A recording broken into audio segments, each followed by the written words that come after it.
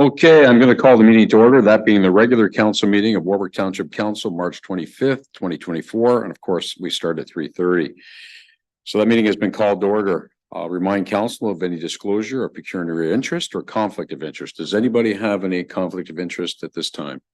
Seeing none, thank you. I'm going to welcome to everybody who's joining us through our YouTube link today. And now I'm going to do our acknowledgement of ancestral land. We acknowledge that the land on which we are gathered here today, Township of Warwick, is located on the traditional lands of the Anishinaabe, as well as the many Indigenous nations in Ontario whose footsteps have marked them for centuries. We also wish to acknowledge that we are situated on Treaty 29 and Treaty 25 territories signed by Chippewa chiefs, and offer our respect and gratitude for these lands. Okay, council, let's go to 5A if we can, minutes of the previous council meeting. Anybody have any questions on those minutes at all at this time? Seeing none, I would entertain a motion. Councillor Westgate, thank you. Seconded by Councillor Manning. All in favor? That is carried. Thank you. And there is no business arising from those minutes, Madam Clerk? No. Thank you. We're going to go to 7, and that's scheduled meetings and events. Council, you see in 7A that there's lots going on. If anybody has any questions on those, I don't know. Anybody have any questions on those at this time? Seeing none. Very good. Let's go to 7B. Other meetings and events. If there's anything there that interests you, let the clerk or deputy clerk know. No comments at this time on that list. Seeing none. Thank you. Let's go to number 8 if we can on the agenda. Councillor items, councillor commitments and items. Commitments first, 8A. Does anybody have anything they wish to add to the list? Okay, seeing none. Thank you. And councillors items. I'm going to start with the deputy mayor. I know he has something. So Deputy Mayor Kallenberg, will start with you today. Yeah, just a couple of things. Last Thursday, I attended the Farmland Forum in Elora. It was a great panel discussion on provincial policy, stuff with the Conservation Authority and the changes that are being made there. So good networking. Obviously, housing's a big part of the conversation. And there's probably going to be another provincial policy change in May again, they're thinking. So who knows? We'll have to wait and see what happens. So and the other question is for Ryan. I bartended the other night for a wedding at the hall and everything went great. It's just when the hall is in use, to get somebody from staff, you have to go all the way around. Is there any way we could look into putting maybe a squawk box in the bar area just to get a hold of staff if there's a need for a big cleanup or something like that? That's all I had.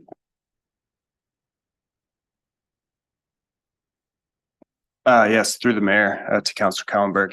That sounds like a great idea and something that I could certainly look into and report back with some options. Anything else, Deputy Mayor? Very good. Councillor Manning, do you have anything for today? I have nothing today, thank you. Councillor Westgate? I have nothing today. Councillor Morris? Just one thing, on Saturday at the Sugar Fest, I was questioned about no handicap parking at the fire hall. So I had a visit with Chief Setlington, and we came up with an idea of obtaining 2 portable handicap signs that we could put out front when the building is used as a public building and not just for firemen uses. Because we want the firemen to be able to park there quickly so they can get on duty. But we do need handicap parking there when it's the Sugar Fest and the fish fry and public events. I need council, I guess, whatever council wants to do with that. Okay, well, thank you, Councillor. Maybe Ryan looks at the facilities. Ryan, there must be something that might be available for special events that we could utilize. I'll ask you that question. Yes, thank you. Through Mayor Case to Councillor Morris. I think that's a great idea, and we could certainly procure some portable accessible parking signage. I've seen them before. I've used them in the past.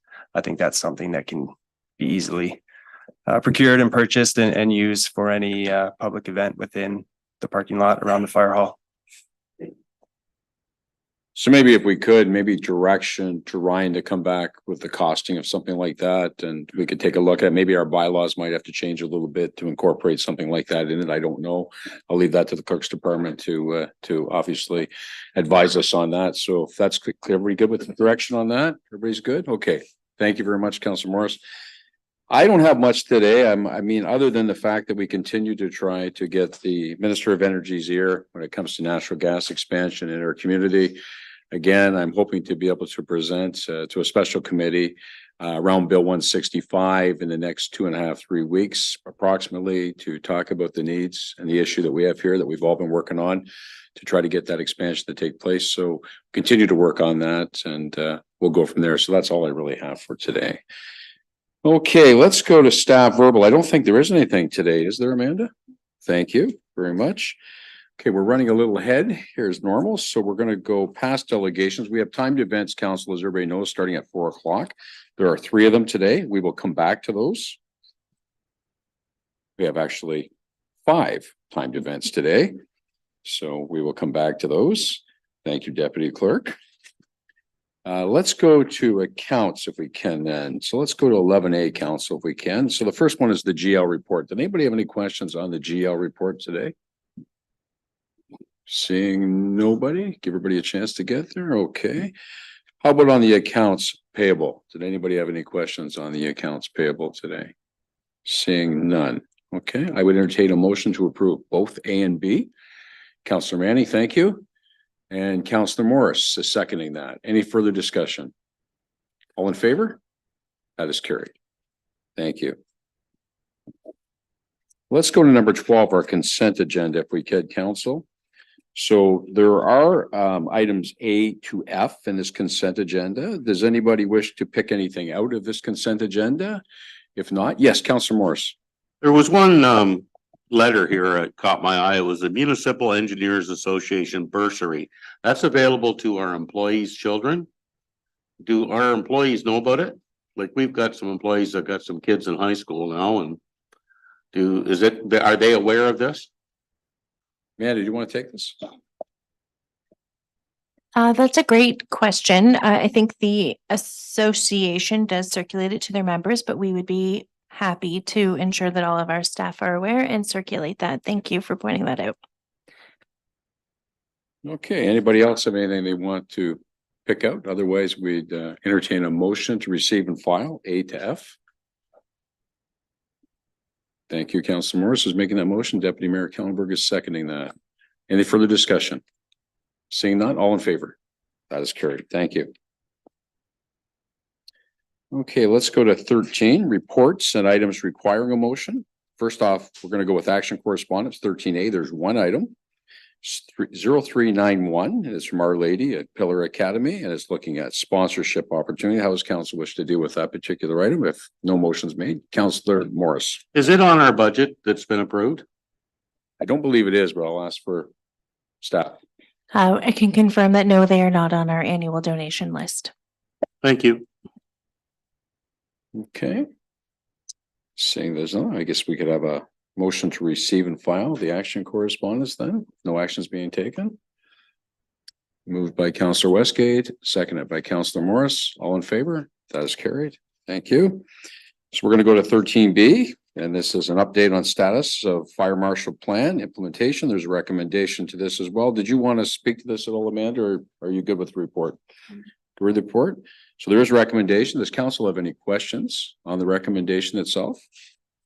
If not, I would entertain a motion. Councillor Westgate. I guess the only question I have, are we still considering another chief?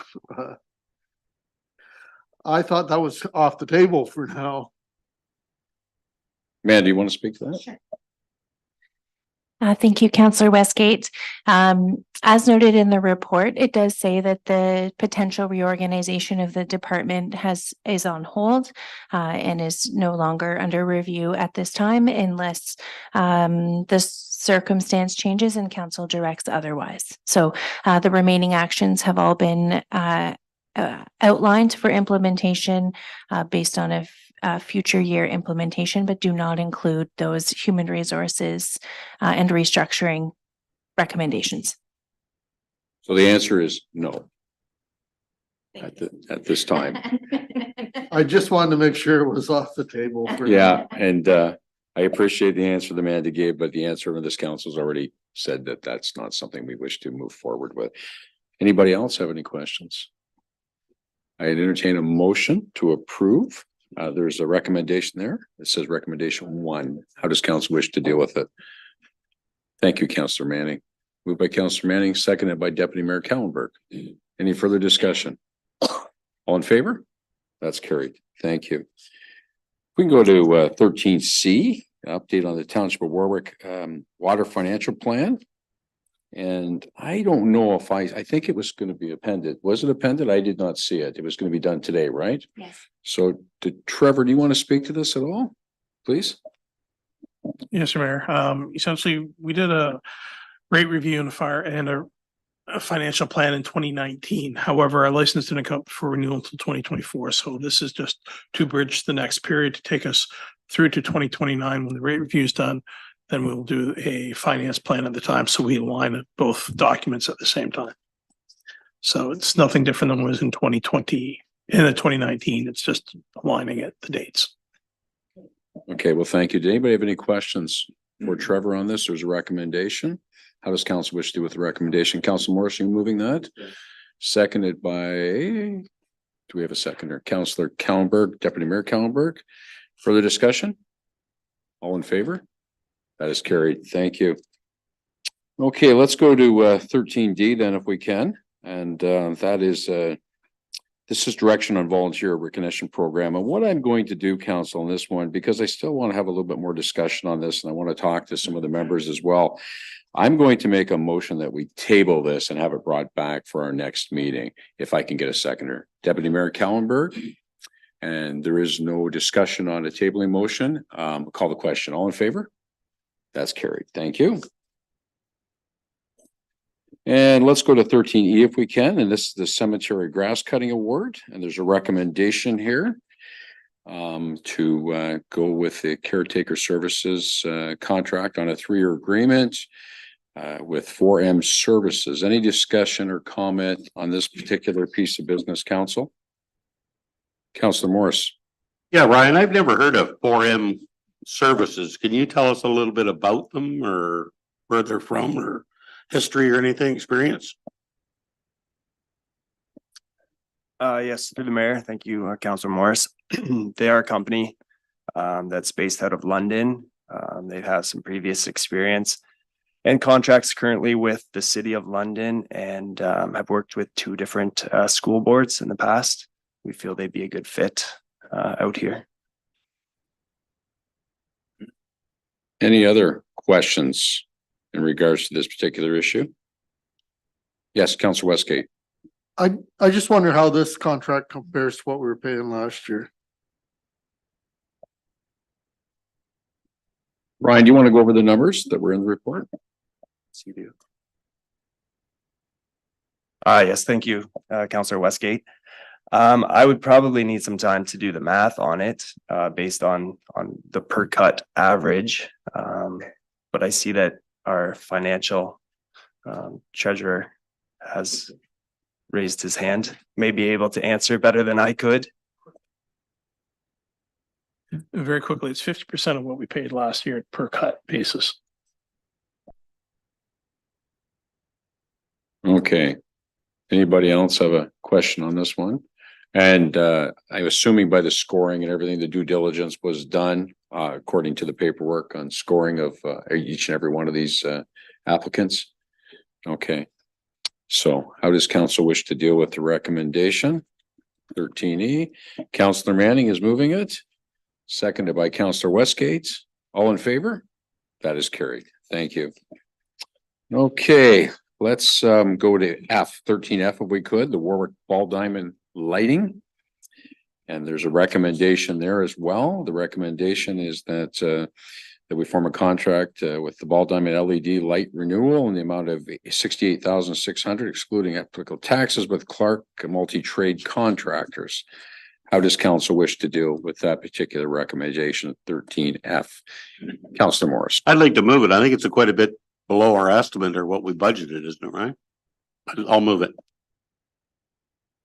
And yes, through the mayor to Councillor Morris, it is under budget.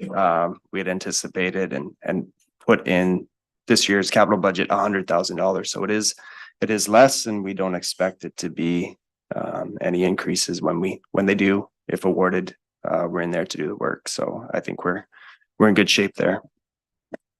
All right, do we have a seconder to this motion? Deputy Mayor Kallenberg is seconding that. Any further discussion on 13F? Seeing none, I'll call the question. All in favor? That is carried. Thank you. We're going to go to 13G. This is the award tender of the Huckworth Drain Culvert. And the tender amount, this particular one is the recommendation to be awarded to McNally Excavating Limited for a cost of $22,055.95 plus HST. How does council wish to deal with this recommendation on this drain? Moved by Deputy Mayor Kallenberg, seconded by Councillor Westgate. Any further discussion? All in favor? That's carried. Thank you. And then we have H, and this is the award, the tender for the Welsh Drain 2023. And the recommendation that the tender for the Welsh Drain 2023 be awarded to GLH Excavating Inc. for the cost of $7,838.65 plus HST. Total cost of $8,857.67, provided there are no appeals. Council, how do you wish to deal with this particular matter? Councillor Morris, are you moving? Moved by Councillor Morris, seconded by Councillor Manning. Any further discussion? All in favor? That is carried. Thank you. Do we have any new business for today, council? Seeing no business, no new business. Very good. So what we're going to do, we're early today.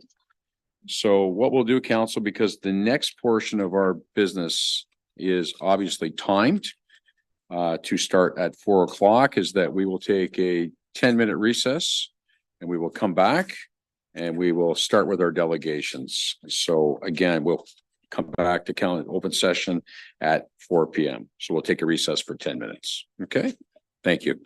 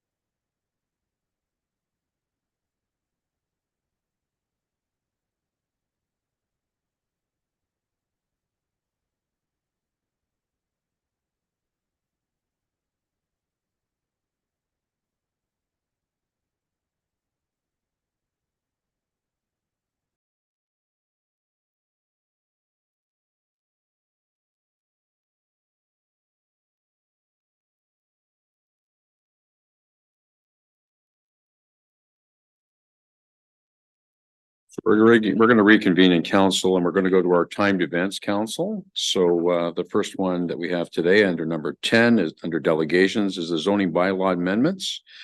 So it's the application for number Z0523 Richfield Custom Homes, London Inc.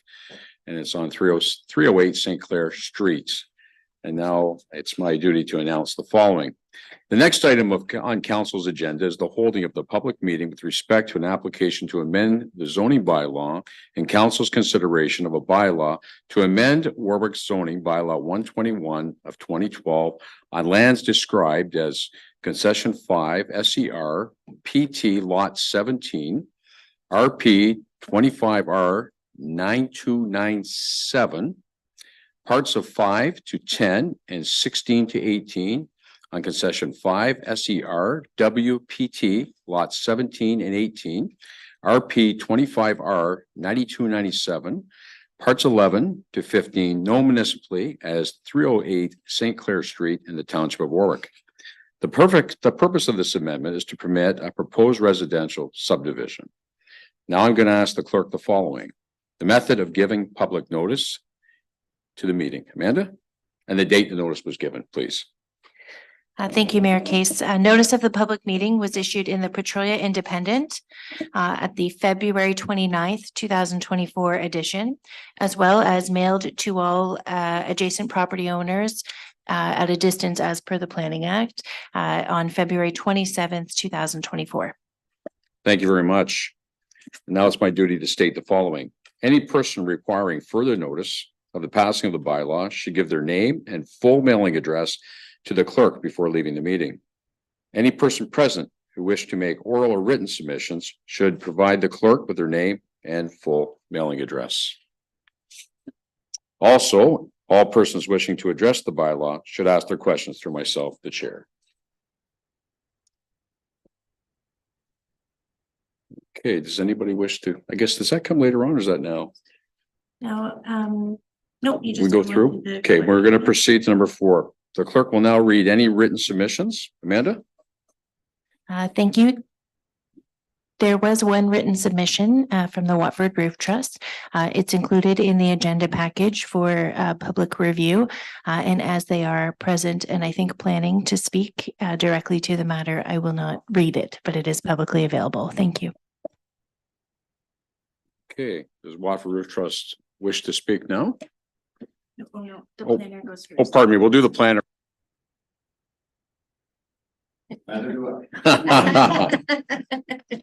Okay, well, now I'm going to ask the planner to give his report. Johan, could you give us your report, please? To your worship, good afternoon, respected council members and the viewing public. As your worship mentioned, this zoning bylaw amendment application is to rezone the lands at 308 St. Clair Street in Watford for the purpose of enabling the development of a future subdivision. Next slide, please. Okay.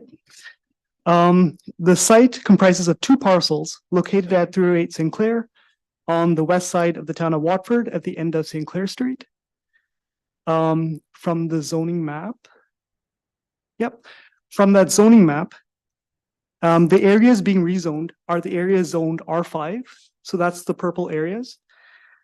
And a bit of the EPH zone. So the EPH zone is basically a buffer for the water course that runs through the site. The surrounding land uses are residential to the east, industrial to the south, agriculture to the west, and agricultural with residential to the north. To the south and north, there are protected wooded lots as well. Next slide, please. Okay, so this is the proposed zoning schedule. It's a bit hard to see, but we have the zoning schedule with the proposed draft plan of subdivision underlaid under it, just to see where just to give context on where the proposed lots are going to be. Overall, the proposal will have 147 overall units made up of 56 low density, so that's single detached, 79 townhome lots, and 12 semi-detached lots. And to my knowledge, these are going to be aggressively priced, very competitively. Next slide, please.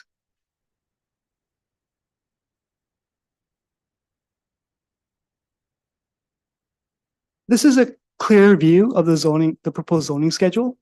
So as we saw before, the area zoned R5, that is predominantly going to be rezoned as R2 and R3 zones. And the purpose for this is that R5 zone doesn't support semi-detached and townhouse residential types.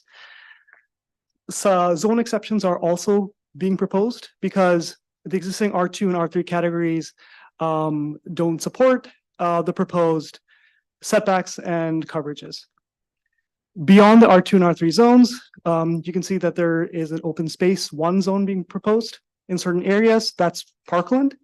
And also there's an EPH 3 zone. So the EPH exception 3 is a part of the water course that has a site exception.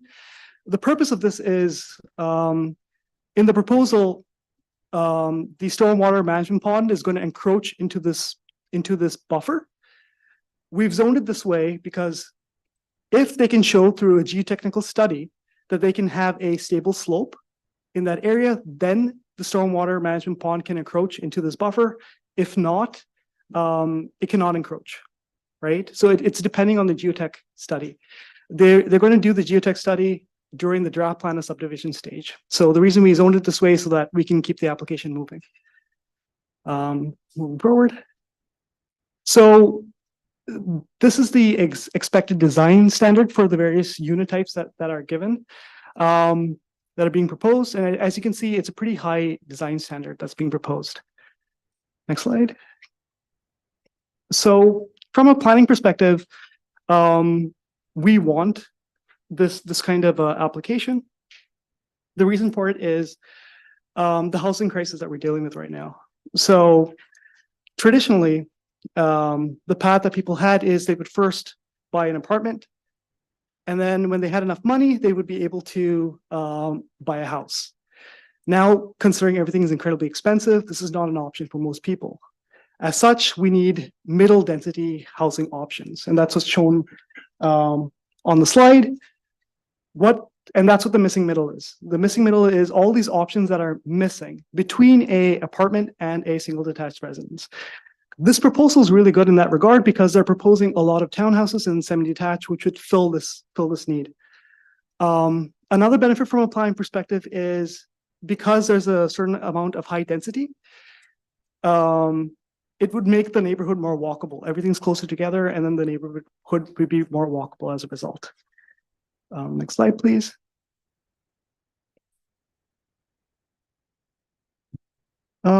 This application meets the intent of all relevant planning policy. As such, the planning team recommends that council approves the proposed bylaw amendment.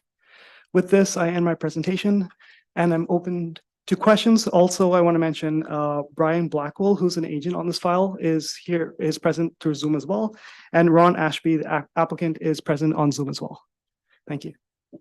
Okay, thank you very much, Johan. Did anybody have any questions for the planner at this point in time? Seeing no? Yes, you have a question? Do you want to, we're going to get you.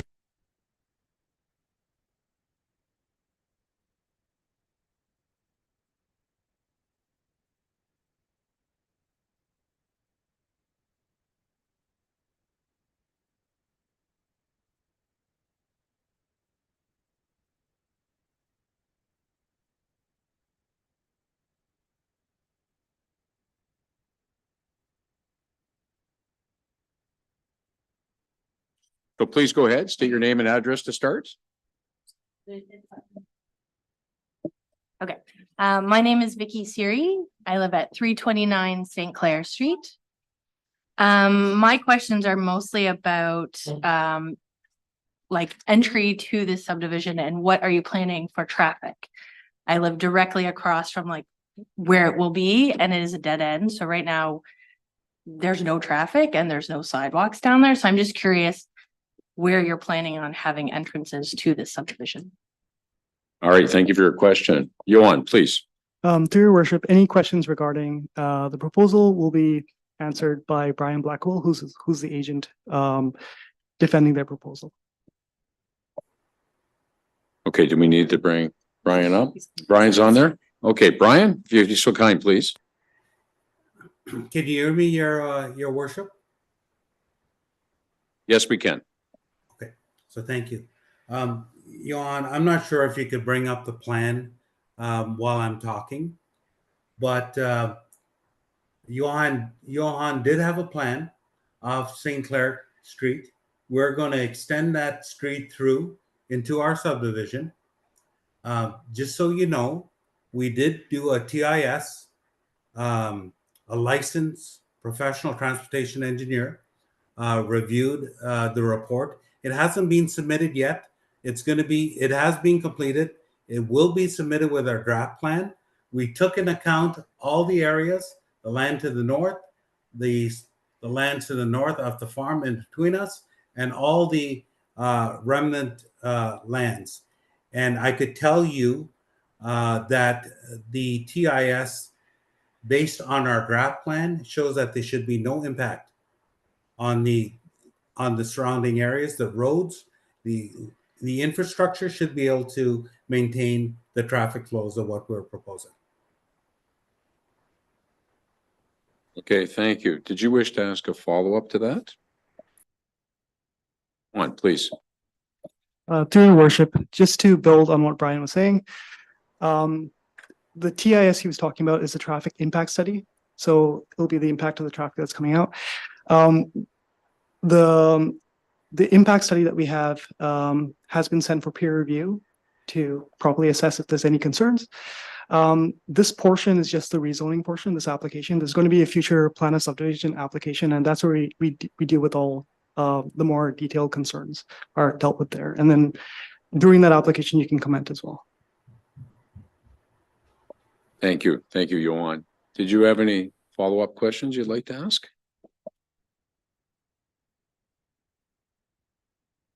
You're okay to wait until the next part of this process then, where this will be addressed, just as the planners, that you're okay with that? Yeah, just 1 second. I'm going to also have Amanda comment on it as well, our clerk. Amanda. Thank you. I couldn't help myself. If you do have detailed questions though, Vicky, you are welcome to contact Johan, and we could have a meeting and discuss the questions you have. As Johan said, the subdivision review process will happen in the future, and the zoning is just preparing for that process to be able to occur. But to any community questions or concerns, we can kind of hear about those early and make sure that we're providing appropriate responses to those. So just wanted to add that for you. Thank you. Okay, well, thank you very much. Did anybody else have any questions for the planner? Yes, please come on up. And what I'll do is I'll get you to give your name, address, and you can use the button on the microphone and we'll pick it up. So if you start with that and then your question. Michael Leleveld, 300 St. Clair Street.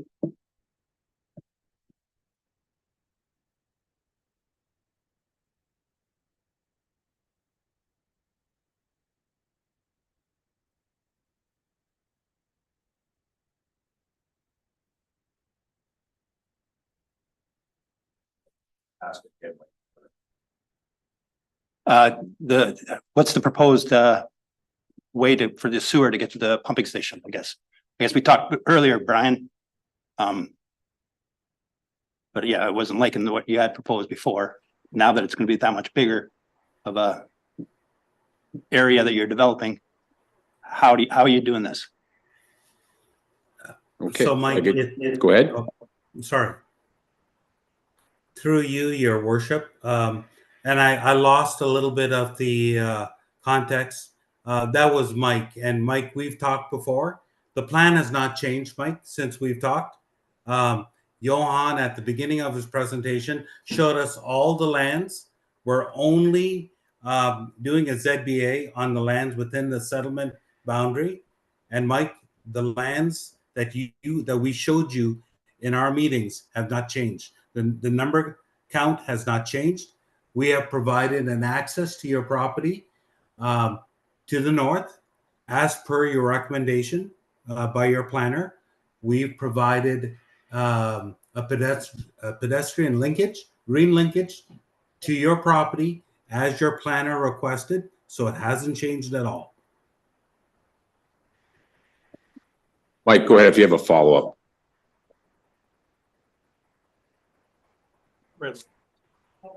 Okay, I'm a little confused. I thought we were, yes, when we talked many times, but did we not kibosh this whole ordeal? We're not going to service the property through your property. Oh, okay. Fine. Okay. I'm okay with that. Okay. So you're good now, Mike? Okay, very good. That was the short answer. We like those short answers a lot better. Sorry for the misunderstanding. I thought Mike was asking me a different question. Sorry about that. Oh, that's okay. I'm glad we could clear it up. Did anybody else have any questions for the planners that are present today? Before we move on to the next part. Seeing none, thank you very much. We will now hear from those who are in favor of the bylaw first. I'm assuming there's somebody to speak that's in favor to the bylaw. Okay, technology. No one registered in favor. So nobody's registered to speak to this We today? do have a registration. Of Okay. Watford Group. Thank you, Mayor Case.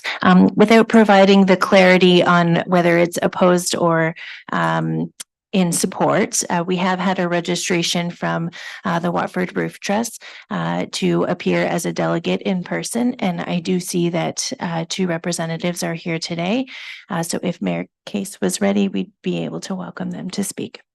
No, absolutely. And why I didn't call on them right off the bat is because it talks about being in favor or opposed, and I'm not really sure where the Watford Roof Trust team is. So if you gentlemen would like to come up, this would be the appropriate time to speak. We could put Okay. you both beside each other. I kicked them out though. Okay. Okay, so we're gonna, if you would just, if you would start off just by giving your name, your position, who you represent, and then you can move into the next piece of it, please, Jeff. Thank you. Hello, everyone. My name is Jeff Balmain. I'm the general manager of Watford Roof Truss, located at 330 Front Street. Are we opposed or in support? So I'll have a couple of quick comments and then a couple of quick questions. We're in the business of building houses, so we would like to support any building that goes on in the local market. I'll bring to everybody's attention that over the past several years, we have had a few complaints against our operations and the noise that manufacturing operation makes. When you look at our property and the properties that are adjacent to it, currently we have, I think, two landowners directly adjacent to us. If this amendment is passed and accepted and eventually built, that could add upwards of 50 adjacent landowners to our land and could increase the amount of complaints that council or the town receives in relation to our operations. So my questions would be, how will the developer and or the township of Warwick Watford plan for such possibilities? We ask that council reflect on what mitigation actions will be considered during the planning and construction phase, as well as any efforts to satisfy individual homeowners after construction is complete. Essentially, how will council preempt and or alleviate potential future complaints against Watford Roof Truss? So I'm going to let the planners speak to this first. So we'll let the gentleman representing Richfield Homes speak first. So we're going to call on you first, sir. Thank you, Your Worship. Your Worship, I'm not sure if Johan has a screen that he could bring up a drawing. Johan, do you have that capability? Well, I guess we can't. It's not technical Okay. difficulties or whatever you want to call it. We're not able to. And that's no problem, because when I speak on the topic, I thought that maybe there'd be a graphic that that you could look at. So, Your Worship, The official plan and the underlying zoning allows for residential land use for the subject lands. The north limit of the trust company's main building to our common property limit to the north is close to 90 meters. We have 11 street townhouse lots backing onto this common property limit. We are willing to construct a 6-foot board-on-board wooden fence along this property limit. I'm not sure if you could zoom in into that area where I'm discussing it, Johan. If you go with your cursor and you go to the right, and if you go below, you can see that's the trust company's land. Those are the lots. Those are street townhouses. There's 11 of them that are backing onto the common property limit. We will build a 6-foot board-on-board wooden fence at no cost to the trust company. I also want to indicate that all our units will be built out of brick and concrete board, and we'll have air conditioning units. We're looking to develop a mixed-use residential subdivision based on different price points for today's market. I can't speak on if there's a zoning bylaw that the trust companies want to amend. I can't speak on that. The township will have to speak on that, but that is my response to the questions. We will abide by the zoning bylaw when we're under construction. Sorry, Your Worship, but while we're under construction and we're grading and we're putting in sewers and whatnot, we will abide by the existing noise bylaw by the township. All right, well, thank you very much. Johan, I'll let you take the second piece and maybe Amanda will assist you with that. So regarding residential, Warwick's running out of space in which we can put residential, so we'll run into a lot of these compatibility issues. When we approach the plan of subdivision, their plan of subdivision application, we can probably require a study, which would be done by a consultant and an engineer that can assess the sound that's actually emanating from your facility and to look at their design considerations and if that's enough, right? The study may show it's not enough, and then it'll have recommendations of what will need to be done, right? If it's materials on the building, if it's the kind of wall glass panels that are used, that would be in the study. And that would be, I think that's a good way to address this compatibility concern. Thank you. Amanda, did you wish to add anything to that? So, Jeff, did you wish to make another comment or ask another question on this particular subject, sir?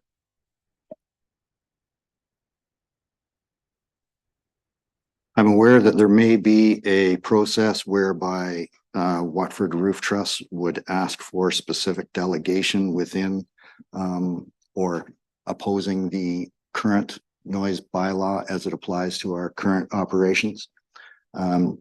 Is that on the table? Thanks, Jeff. So Warwick, as you know, council has currently a noise bylaw providing, all of the parameters around generating noise within the municipality.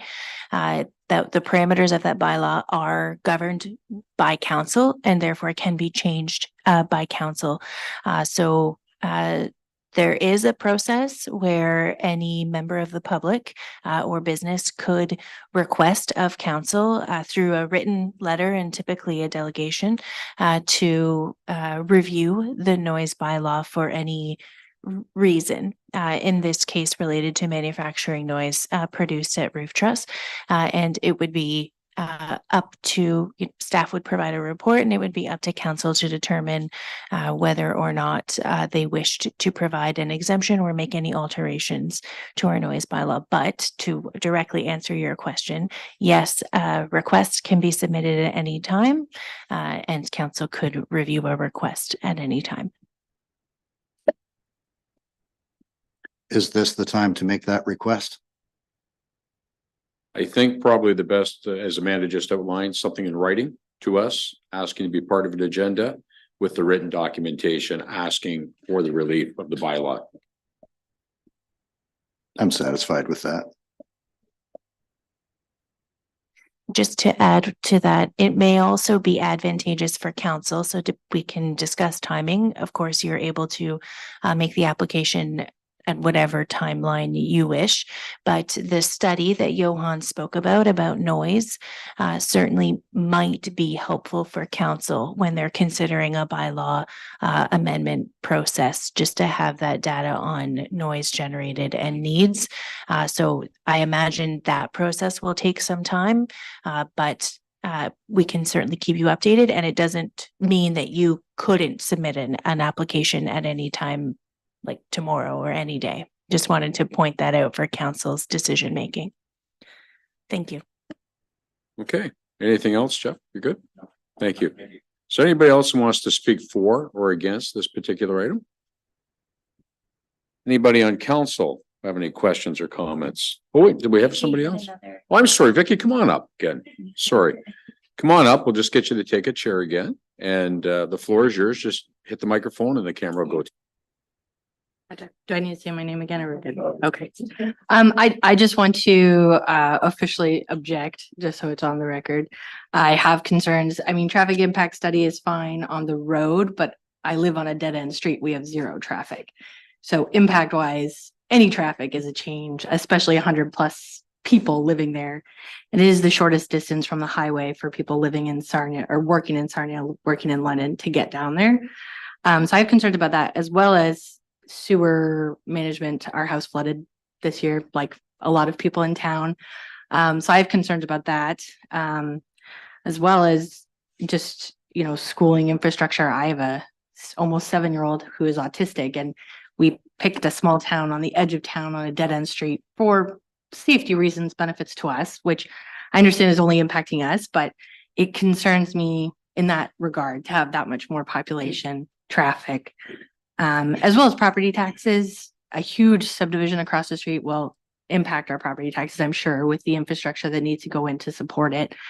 And we moved from London to try to reduce those kind of impacts, those costs.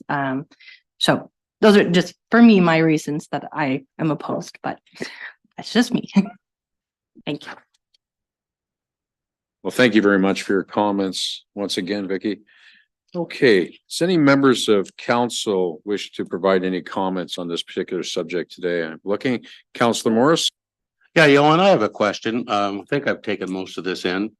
Right now, it's zoned R5.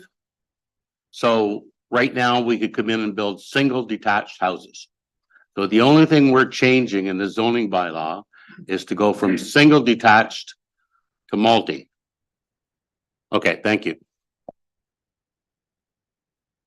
Yeah, through your worship. So that R5 area is going to change into a couple of zones. It's going to be rezoned into R2 and R3.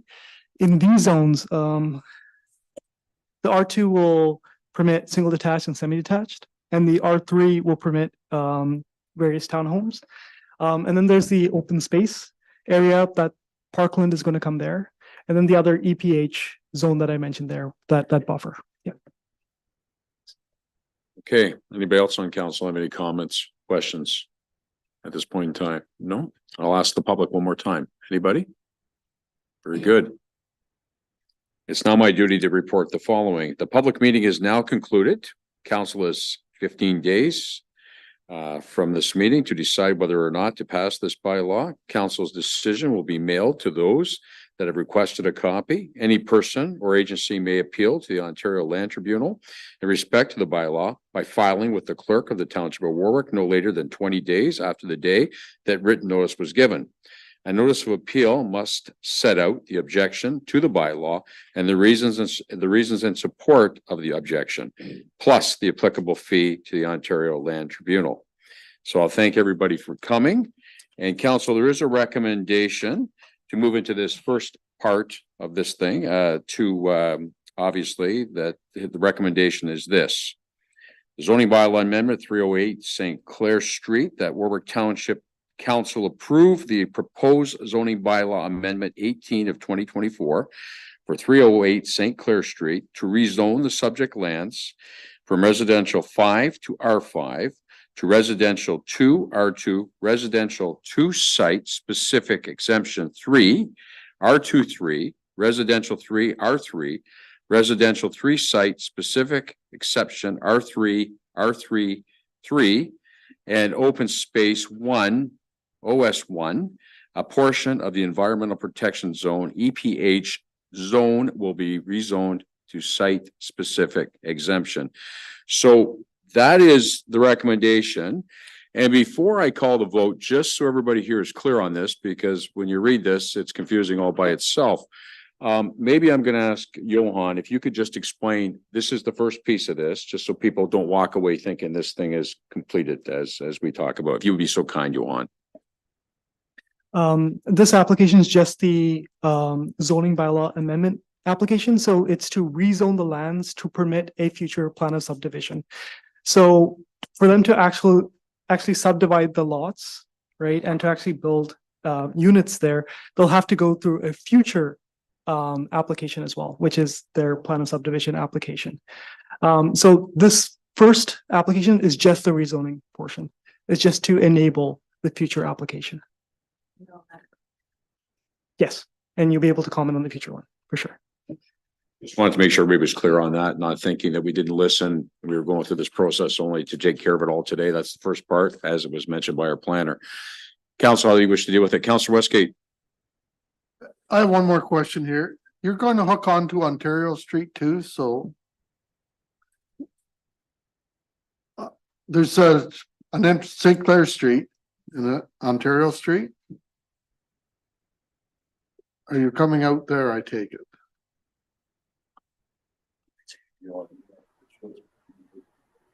Johan, did you want me to answer that? Yes, please. Yes, we do have an access onto Ontario Street, and we do have an access onto St. Clair Street. Because that will take quite a bit of the traffic off of St. Clair Street. That's all I was thinking. For sure. Okay. Anything else, Councilor Westgate? Oh, yes, Johan, please. Through your worship. So just to add to that, when plans of subdivisions come, we try to have two accesses for traffic, issues of traffic, but it's also issues dealing with fire. They'll need two accesses for fire engines to reach all the lots, right? And so that people, if there's fire and it spreads, people can escape easily as well. Thank you. Okay. Anybody else? Okay. How does council wish to deal with the recommendation? Do we have a mover? Deputy Mayor Kallenberg is moving it, seconded by Councilor Westgate. Any further discussion of any? All in favor? That's carried. Thank you. And thank you to all for attending this particular piece. We are now going to move on to 10B on our agenda, and that's the zoning bylaw amendments and official plan amendments for 7902 Burnham Line. So again, I will state again, the application number is Z-0623 Breezeway Inc. 7902 Burnham Line. And it's my duty to announce the following.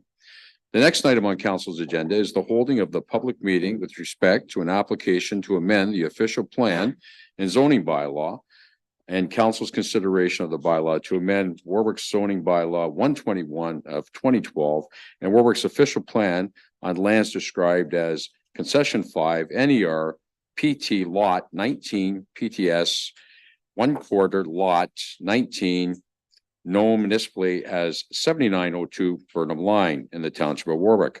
The purpose of the amendments is to permit the expansion of a contractor yard onto the lands described above. I'm now going to ask the clerk the following, the method that notice was given and the date that notice was given. Amanda. Thank you. Notice was given in the Petrolia Independent in the February 29th, 2024 edition in print, as well as mailed to property owners located close to the property as per the Planning Act on February 27th, 2024. Thank you, Madam Clerk. I'm now going to state the following. Any person requiring further notice of the passing of the bylaw should give their name and full mailing address to the clerk before leaving the meeting. Any persons present who wish to make oral or written submissions should provide the clerk with their name and full mailing address. Also, all persons wishing to address the bylaw should ask their questions through myself, the chair. I'm now going to proceed. The clerk will now read any written submissions. Do you have any written submissions, Madam Clerk? We did receive one written submission from Can You Piggott Farms, Inc. of 7163 Quaker Road, Arcona. The comments are provided on the public agenda for council and public review and will not be read, but are there for reference. Thank you. Thank you, Madam Clerk. The planner will now give us the report. Johan, please. Thank you, Your Worship. As Your Worship has mentioned, these amendments, the official plan and zoning bylaw amendments applications are to permit the expansion of a contractor's yard onto the lands described as 7902 Burnham Line. Next slide. All right. The site is located near the intersection of Burnham Line and Nauvoo, so it's northeast of that intersection. It's the site outlined in blue. East of the site is agricultural land. North of the site is industrial resource extraction operations. To the south lies agricultural lands and a significant woodlot. Directly to the west of the site is a residential lot right at that Nauvoo Road and Burnham intersection at the northeast portion of it. And right above that is 7046 Nauvoo Road, and that is where Burnham Excavating Limited is that they have their current operation. So these in regards to these applications, their operation has expanded and it has spilt over onto the property behind them, which is 7902 Burnham Line. And if you can see where that dot is for 7902, that area over there going back to 7046, right now that's actually being used as a contractor's yard. So these applications will actually bring this into conformance with planning policy. Next slide, please. This is an image of 7902, that contractor's yard portion. It's, as you can see, it's presently being used as a contractor's yard. Next slide, please. So this is the proposed zoning schedule. So 7902 is proposed to be dual zoned. So the existing farm area that is going to remain in the A1 zone, so remains agricultural. The portion that is being used as a contractor's yard now is going to be rezoned as a site exception to the A1 zone to permit a contractor's yard. From a planning policy perspective, contractors' yards are generally not permitted within prime agricultural areas, which this is. That being said, this is a very unique scenario as this is an expansion of an already existing contractor's yard that is already being permitted in the agricultural area, and it meets the criteria that it can't be located anywhere else. So this expansion can be permitted as a non-agricultural use in the agricultural area. Also, there's a list of criteria that non-agricultural uses needs to fulfill to be permitted in a prime agricultural area, and it is the opinion of the planning team that these criteria have been satisfied in this case. Next slide, please. So we went over the zoning bylaw amendment, which would rezone the land. This is the official plan amendment. This amendment would amend the official plan by adding a subsection under Part B, land use policies, in Section 1, which is policies pertaining to the agricultural area, and it would add this section that you can see up here. The section basically permits a contracting establishment at 7902 Burnham Line as a non-agricultural use. Moving on. So this application meets the intent of all relevant planning policy. As such, the planning team recommends that council approves the proposed official plan and bylaw amendment applications. With this, I end my presentation and I'm open to questions. Thank you very much, Johan. Did anybody have any questions for the planner today? I'm not seeing any. Very good. Thank you very much. Now we will hear from those in favor of the bylaw first and then hear from those opposed second. Anybody want to speak in favor of the bylaw? Anybody wish to speak against it? Seeing none. Thank you very much. Anybody on council have any questions or comments? The application? Seeing none. Very good. So it's my duty to state at the end of the meeting, the public meeting is now concluded. Council has 15 days from this meeting to decide whether or not to pass this bylaw. Council decision will be mailed out to those who have requested a copy. Any person or agency may appeal to the Ontario Land Tribunal in respect to the bylaw by filing with the clerk of the Township of Warwick no later than 20 days after the day that written notice was given. A notice of appeal must set out the objection to the bylaw and the reasons in support of the objection, plus the applicable fee to the Ontario Land Tribunal.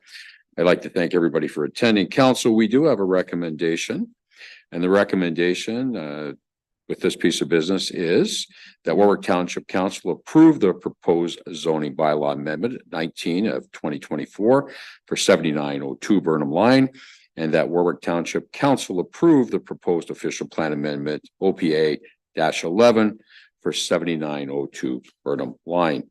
How does council wish to deal with this piece of business? Councillor Morris, you are moving it? Yes, I am. Do we have a seconder? Councillor Manning is seconding that. Any further discussion of any? All in favor? That is carried. Thank you very much. Thank you, everybody, for attending this portion of the meeting.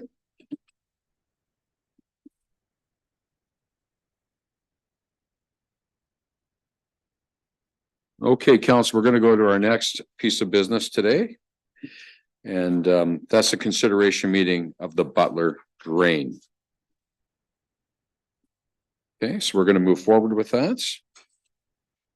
And I'm going to start the process. So this is the consideration of the drainage report. And we're going to proceed into consideration of the drainage report for the Butler Drain. Any petitioner has the right to withdraw from the petition. Does anyone wish to withdraw? I'm not seeing anybody. Very good. Any other owners in the area requiring drainage have the right to sign the petition. Does anyone wish to sign the petition? Not seeing anyone. Very good.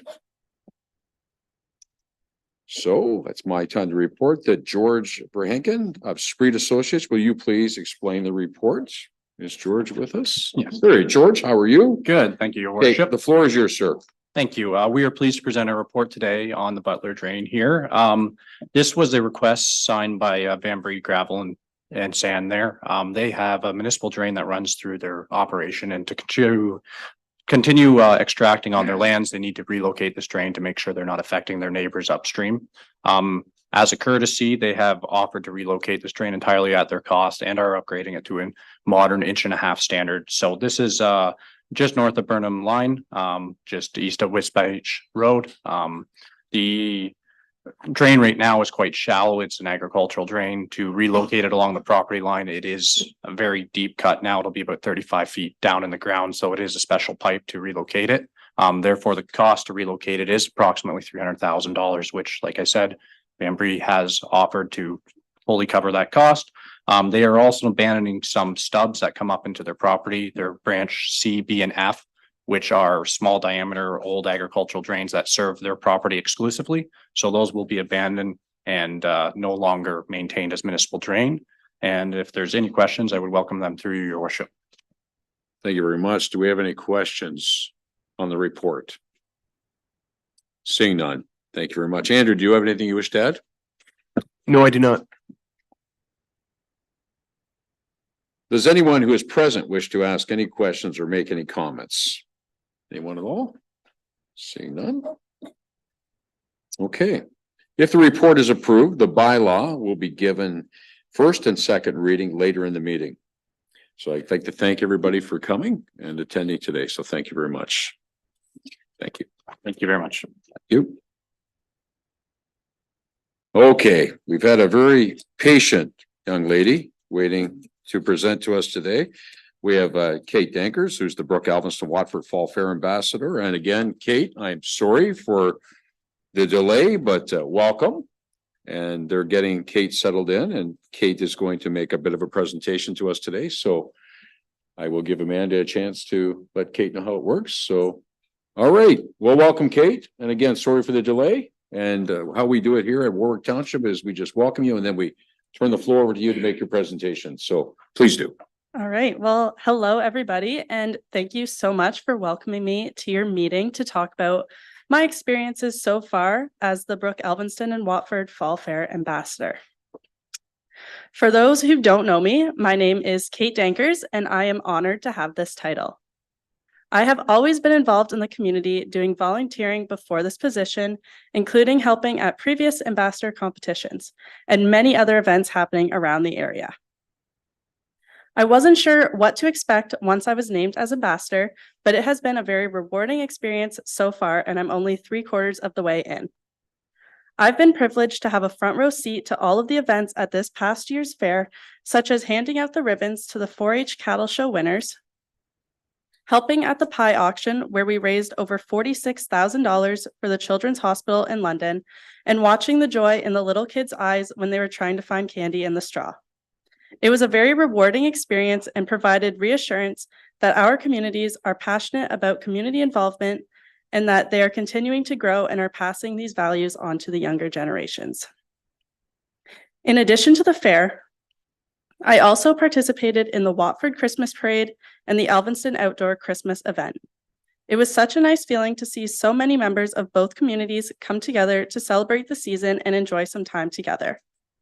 I also had the privilege of going to the OAAS convention that was held in Toronto this past February. While I was there, I met ambassadors from other fairs around Ontario and participated in workshops to learn more about leadership and all the hard work that goes into organizing the fair every year. It was a very valuable experience, and the information and insight gained will continue to have an influence on me and my life. Finally, most recently, I dropped the puck at an Elphinston Killer Bees playoff game. This was an excellent opportunity to bring more awareness about the ambassador program to a different type of audience. Coming up, I will be helping at the Meat Bingo tomorrow to help raise money to support our future fairs. I am also very hopeful that I will be able to represent our communities in the upcoming Canadian National Exhibition for the competition of the Ambassador of the Fairs title. However, I am leaving at the end of April to attend Cape Breton University in Nova Scotia to get my Bachelor's of Education degree to support my goal of becoming a high school French teacher. I am hopeful I will be able to make it back, however, it is an uncertainty at this time. Going forward in my time as the Brook Elphinston and Watford Fall Fair Ambassador, I hope to encourage more individuals to become involved within our communities. I encourage any youth aged 17 to 24 to consider applying for the upcoming ambassador competition in August, so that they can gain the same leadership skills and public speaking practice that I've been fortunate enough to receive in my time in this role. Thank you. All right, well, thank you very much for your presentation, Kate. And I have seen you, and I'm sure members of council have seen you out and about in the public, whether it's the Santa Claus parade or dropping the puck at the Killer Bees game, which I witnessed myself. So on behalf of Warwick Township Council, I'd like to thank you for all your efforts this past year and continuing into the rest of the year and what you're doing, and also the tradition of the ambassador program, which has been going on for quite some time. In your report, we can see how many different individuals have held this title over the last, I don't know, 8 or 9 years, whatever it's been. It's actually 11 years. So that's even better. So I'd like to thank you very much. Now, there was some correspondence that came along with this too. So Kate, were you here? I just want to make sure, were you clear looking for some financial aid, or was that just part of the whole process? I think. Okay, so we'll deal with that a little later on as we get into the sponsoring the fair, as we always do here. Just wanted to clarify that, because when I read what was here, I just wanted to make sure we didn't have you walk away today and not address that. So again, on behalf of Warwick Township Council, thank you very much for all your efforts. Very much appreciate you doing an outstanding job, and thanks for coming today. Thank you very much.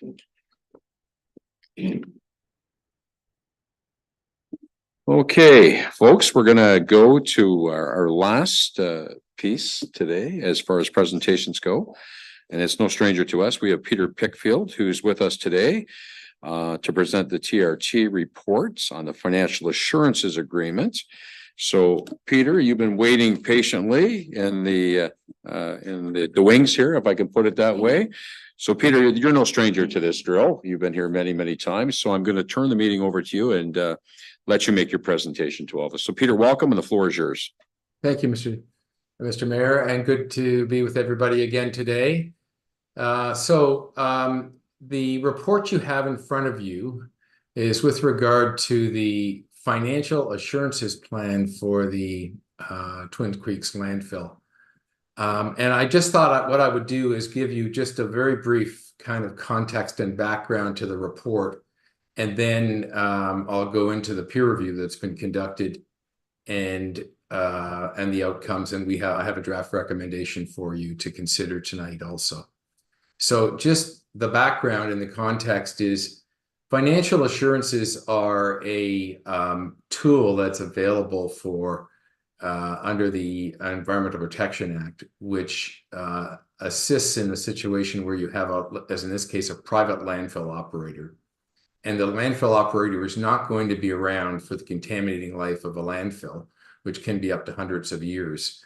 But the liabilities associated with a landfill for a community go on for that entire contaminating lifespan. So what the financial assurances program does with the ministry is it ensures that there's enough money in place in terms of a letter of credit that's available to pay for the long-term costs of managing the risks associated with the landfill. And that includes post-closure maintenance and care of the landfill. So it's an important piece. I know this council has been interested in the past how to deal with it. I know the mayor will remember dealing with this issue many times before. Where we are right now is we have in the approval for the landfill, we have a requirement that the financial assurances for the site, which is in place, gets reviewed every 4 years. And we have an agreement with WM that they will fund a peer review of that because it's considered to be important to the community, but also it was negotiated back when we negotiated the fill rate increase that they would pay the costs of that review. So it's come up this year. It's due on March 31st to the ministry. And so we went through a peer review process for their review. They prepared a report, which is an evaluation, a reevaluation of the financial assurances. They provided it to us at the beginning of February. On February 28th, we provided them with a peer review response and a tracking sheet, as we tend to do. And there was then meetings to see if we could resolve issues that were set up. WM arranged for a meeting on the 13th of March. And then what you have in front of you now is the final report and the final tracking sheet that shows basically the differences between our peer review team and WM on their reevaluation of the financial assurances. So we have in the report, the easiest place to go to see where we are on this and the main differences is to go to it's page 3 of the report under results of the peer review. And I can share my screen if it's useful. I don't know whether I have sharing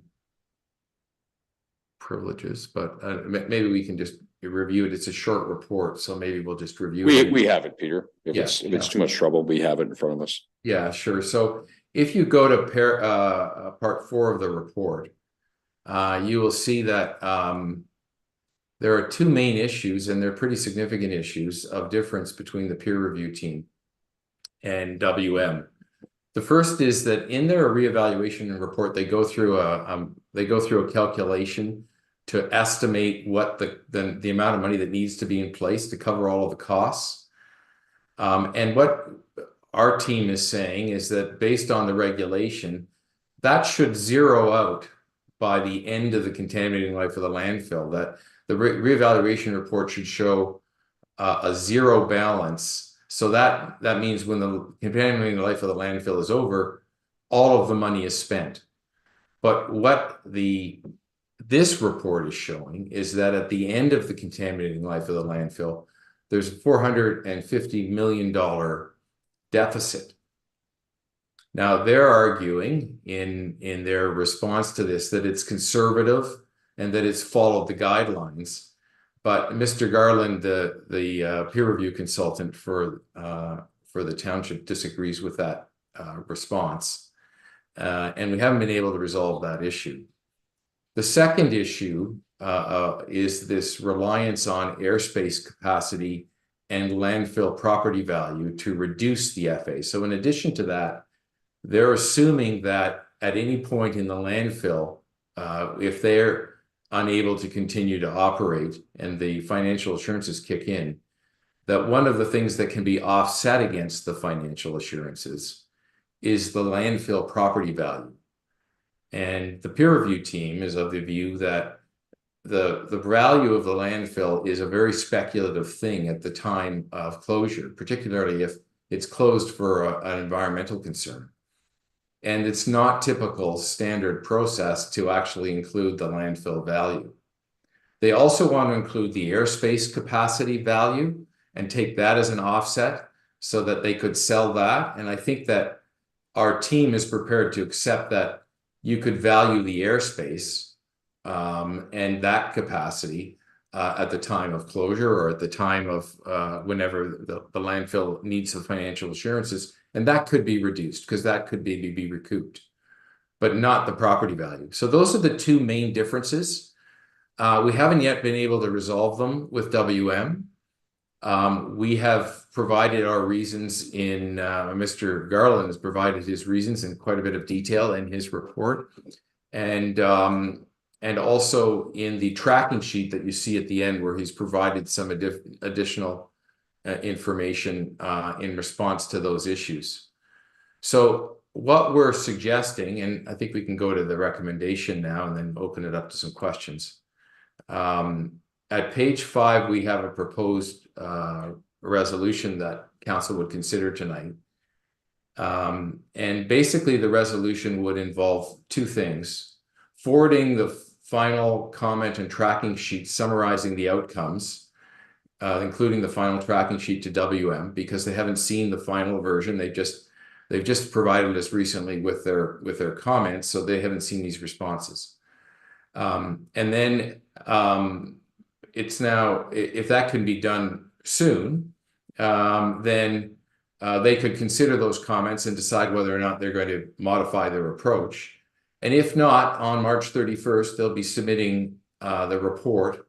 And we would recommend at that point that council direct us to submit our comments to the ministry. So they have both the report and the township peer review comments, and the ministry can make a determination about what they want to do with the report and the comments. And I think that's a sensible approach because ultimately it's the ministry that decides this.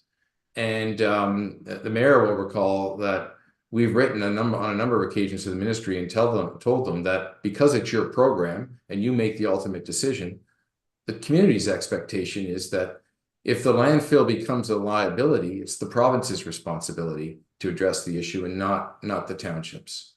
But I think it's fair for us to put those comments on the table. We see some shortcomings, give it to the ministry and let the ministry decide where they're going to go from there. So that's what our recommendation would do. Send it to WM.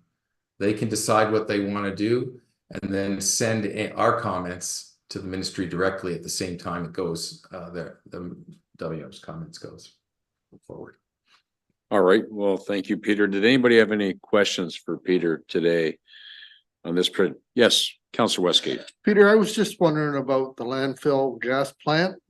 It'll be worth money and be an income from it. How does that fit into the I think that's full captured plan? that's captured already by their financial assurance. I don't think we have any concerns with that piece. That's a reasonable sort of offset against the costs that would have some value.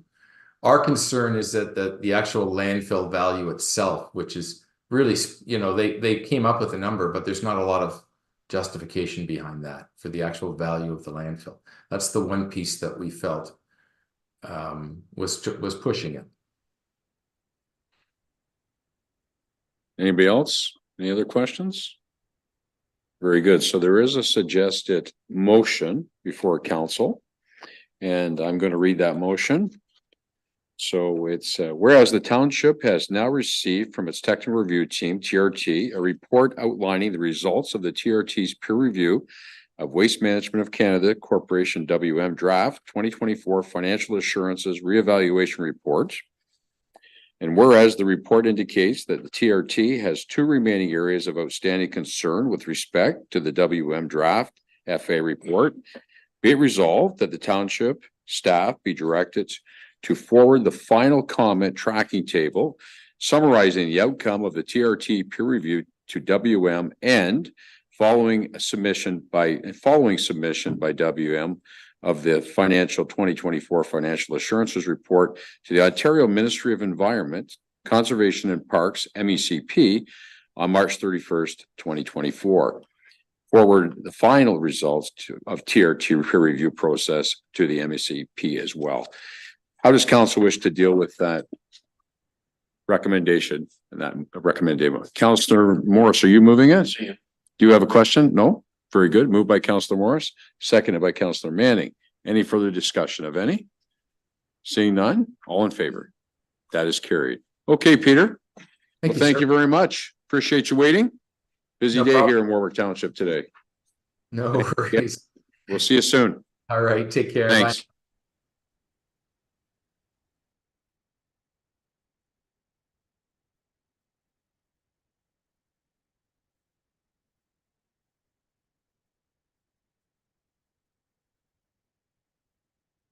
Any other new business? Seeing none? Okay, I'm going to ask for a motion to go in camera. And that motion to move into in-camera meeting council, a in-camera meeting pursuant to section 239 of the Municipal Act 2001 as amended for the following reasons.